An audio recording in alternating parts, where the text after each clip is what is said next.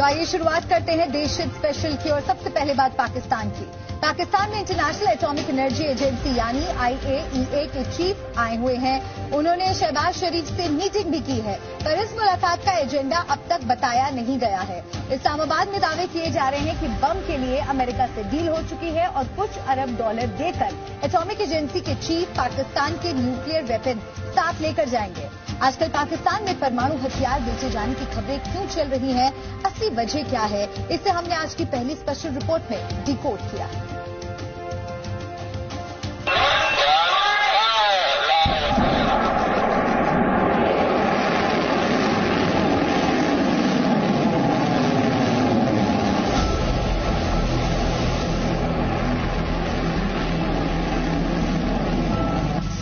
International atomic energy agency के director general Rafael Mariano Grossi Pakistan के दौरे पर हैं।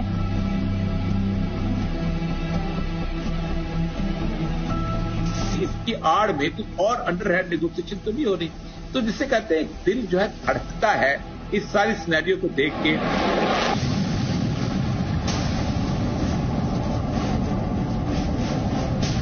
एक हाथ में हमारे एक न्यूक्लियर ताकत है और दूसरे हाथ में कशकोर। क्या पाकिस्तान का परमाणु बम बिकने वाला है या फिर इस्लामाबाद के कटोरे में दान देकर न्यूक्लियर बम को छीन लिया जाएगा?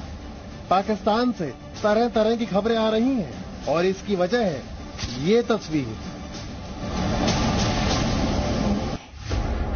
पाकिस्तान में एक इंटरनेशनल एटॉमिक एजेंसी का चीफ आया है जिसे पाकिस्तान के परमाणु हथियारों का सबसे बड़ा दुश्मन बताया जा रहा है।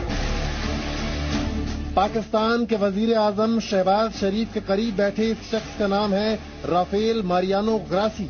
ये इंटरनेशनल एटॉमिक एनर्जी एजेंसी के चीफ हैं। ये एजेंसी परमाणु ऊर्जा के शांतिपूर्ण इस्तेमाल की बात करती है और इस्लामाबाद पहुंचकर इस एजेंसी के चीफ ने शहबाज शरीफ से लेकर बिलावल भुट्टो तक सारे बड़े हुक्मरानों से 1-to-1 मीटिंग की और ये तस्वीरें देखते ही पाकिस्तानियों को गड़बड़ी का डर लगने लगा।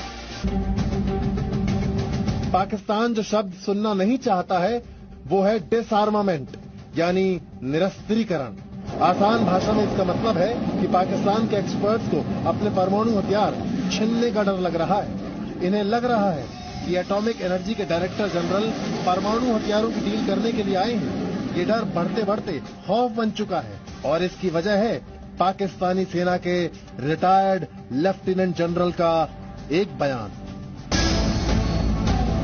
पिछले 76 सालों में पाकिस्तान को पैसों की इस कदर जरूरत कभी नहीं हुई। पाकिस्तानी प्राइम मिनिस्टर खुद कबूल